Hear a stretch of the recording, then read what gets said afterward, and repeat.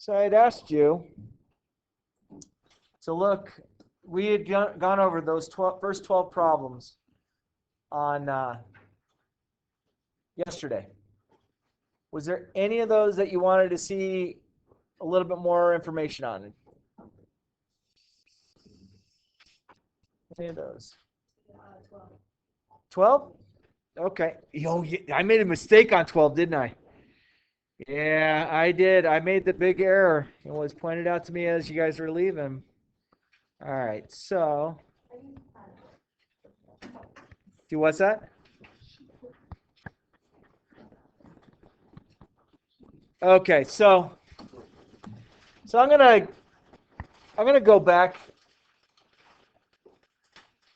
We could, I think yesterday I cleared the fraction, and what I forgot to do is go 2 times 5. But could I take half of 6 and half of 4?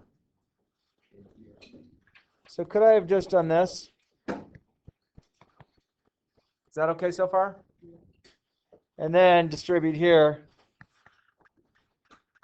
It's -8. It's -8? Oh, thank you.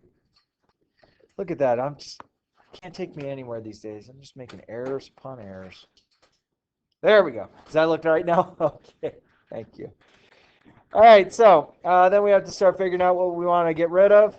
So I don't know. I might perhaps choose to subtract 3x from both sides. And add 40 to both sides. So you get 42 is equal to 7x. Divide each side by 7. So x is equal to 6. So I totally made an error on that yesterday. Didn't catch it. And it was pointed out to me by some students saying, hey, you made a mistake. I'm like, ooh, baby, I did. What else would you like to see from, I forgot what page it was. Page 57. Anything else from page 57? I can help you with a similar type of problem. Bless you. Yeah. Oh, you got the homework?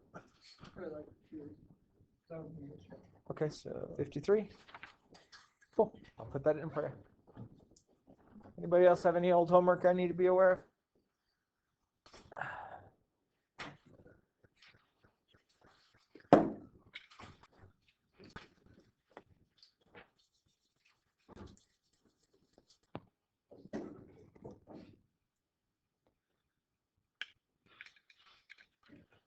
We're good?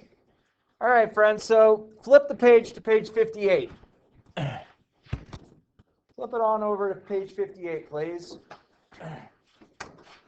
And go ahead and try 13 through 16. I'll write them up, but I want you to give me an honest try for those. Make sure we feel comfortable with them.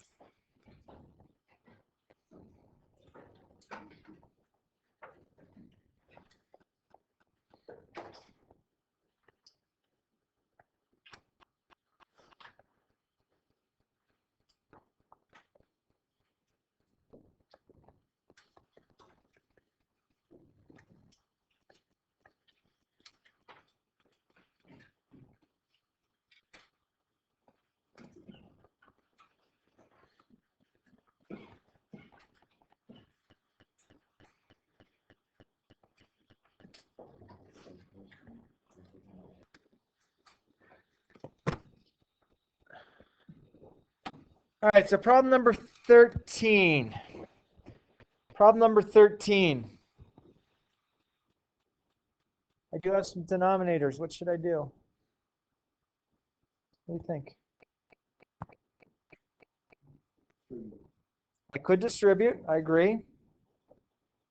What can I do to clear both of those fractions? Because right now I have two different terms. I have this side and I have this side. So what could I multiply to each side that would get rid of my denominators? 2 over 1 or just 2, right? So if I multiply by 2 over 1, that cancels, so that's just going to give me 3d plus 12. If I cancel this, that's going to give me 1 times 2d minus 6. Is that okay so far? The nice thing is now we don't have to deal with a fraction, which I think is a little bit nicer. So I'm going to distribute the 3 over, so I get 3d plus 36. If I distribute 1 over the parentheses, do I just get 2d minus 6, or is there something entirely different? What do you think? 1 times 2d is 2d. 1 times negative 6, negative 6. All right, so I want to, I'm not going to weigh it all. No, I know I'm definitely not in your way. All right, let's see. Maybe subtract 2d from both sides. That gives me d plus 36 equals negative 6.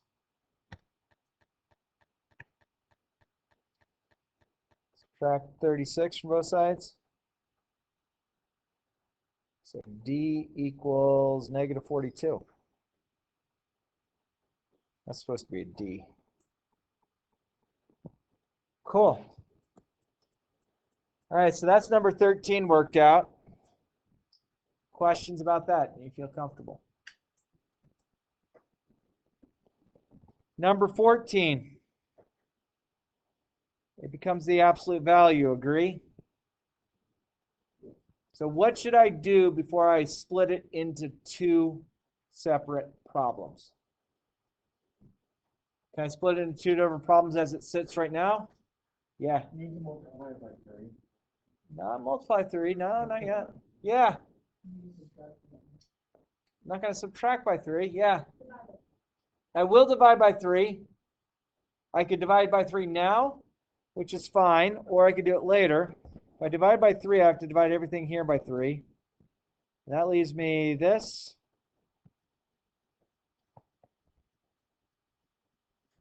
Well, that kind of worked nicely. What should I do next before I split it into two things? Add 2. Good.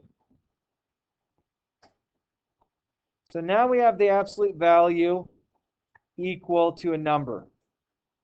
Once you get down to that, that will determine if you have two solutions, infinite solutions, or no solutions, or something like that.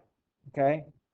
So being I have an absolute value equals a positive number, I'm going to split this into two problems. So I get b minus 12 equals 7. And I also get b minus 12 equals negative 7. Good. Okay, add 12, add 12. So I get b equals 19.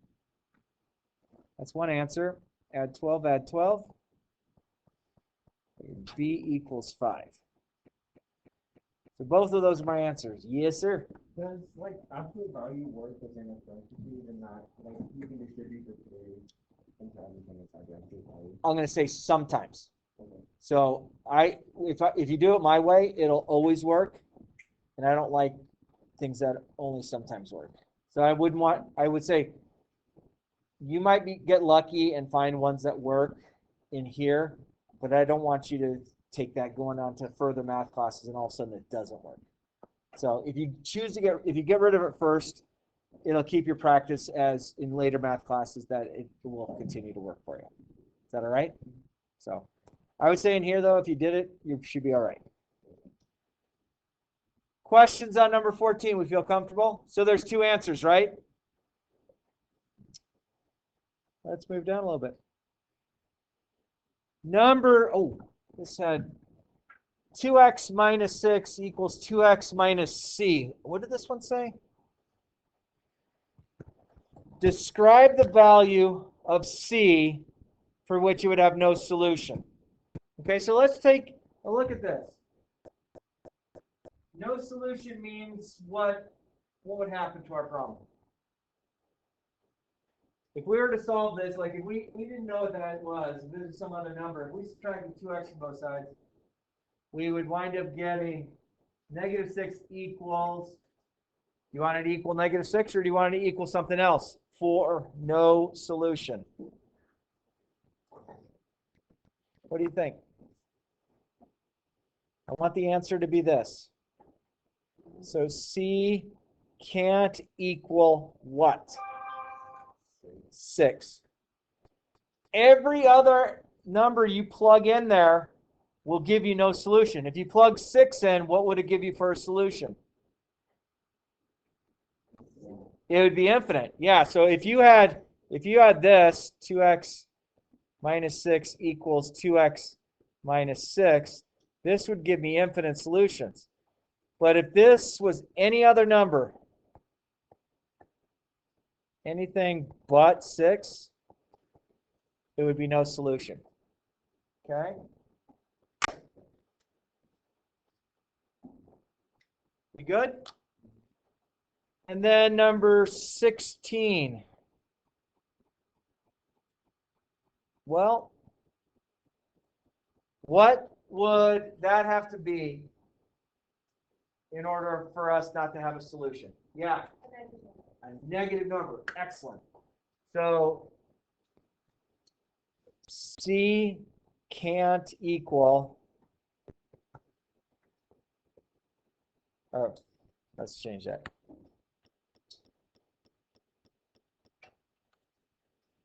If C equals a negative number, which negative number? Doesn't matter. Then no solution. Okay, cool. All right, friends, you have 4 problems left to do. Go ahead and try 17 through 20. Give you a couple minutes to get a start on those.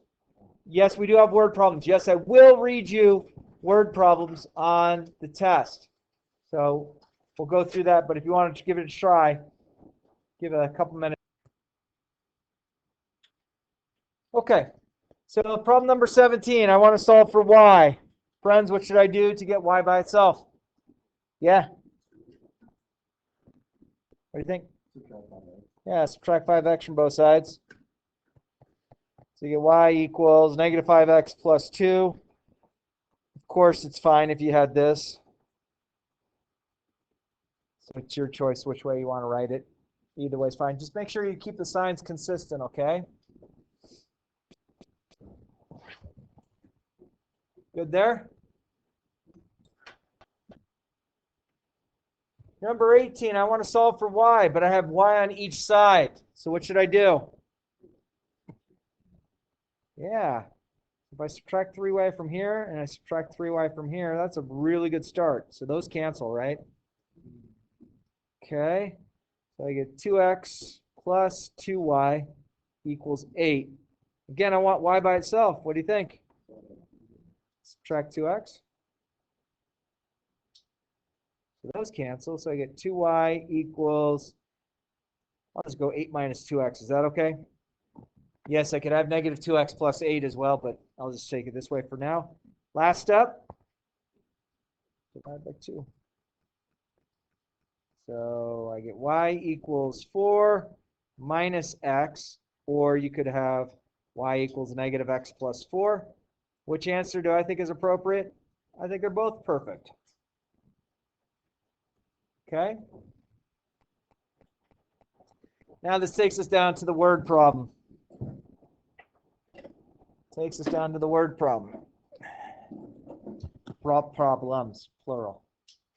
Hopefully I typed it in correctly. Okay, at a book fair, a tote bag costs $5 and books cost $3.50 each. You spend $19 before taxes. How many books did you buy in addition to the tote bag? Okay. So first off, there's a few things there. Add a book fair. Is this really mathematically anything for us? Nah.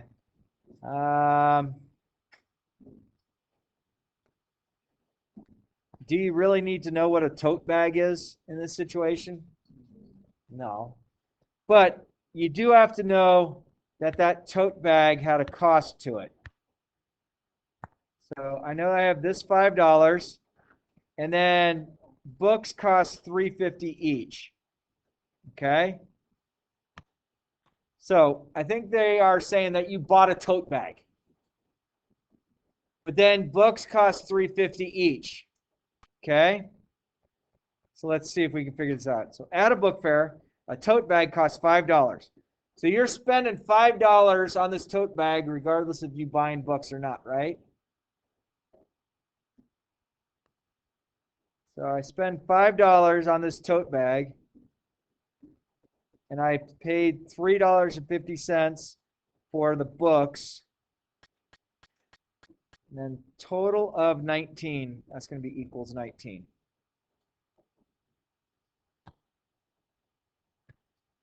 All right. So from here, subtract 5, subtract 5. So then those cancel. So I get 3.50 x equals 14. If I divide each side by 3.50, and again, friends, I really hope you have a calculator. But it comes out to what? 4. So if you on your calculator go 14 divided by 3.50, it comes out to 4. So you happen to buy 4 books at this book fair. Do you have to? Have to what?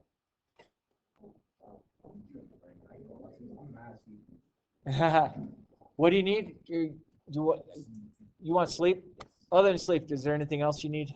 I can get you. You got a calculator all set for Tuesday? Bring it. Tuesday? Yes. Yeah. We good so far? Can I move on to the last thing? Last item?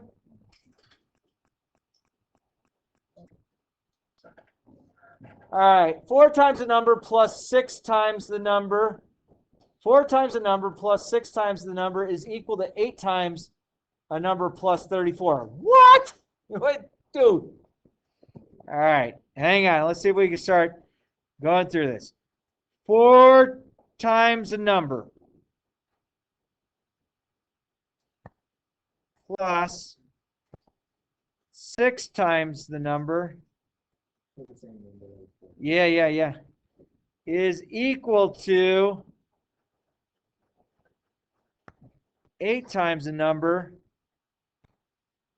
plus 34. Dude. Okay, so I've purposely highlighted a bunch of stuff. Agree?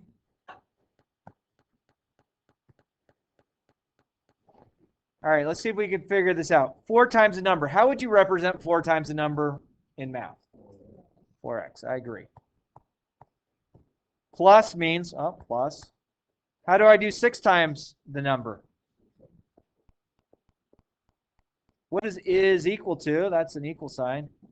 8 times the number is? Plus 34. I think I have enough information to solve this problem. So 4 times the number plus 6 times the number is equal to 8 times that number plus 34. Oh boy. Does that make sense how I highlighted it, how I kind of wrote some information above? And again, friends, this is a good technique, regardless of how your reading ability is, because there's oftentimes they're going to give you different information. All right, 4x plus 6x is 8x.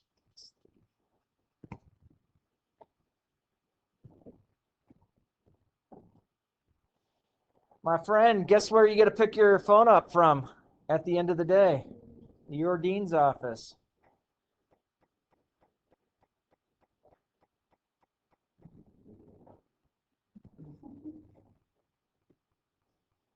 All right. You agree with that so far? Subtract 8x, subtract 8x. Those cancel, so I get 2x equals 34. Divide each side by 2. So this number on this great adventure comes out to 17. Whoop, boy.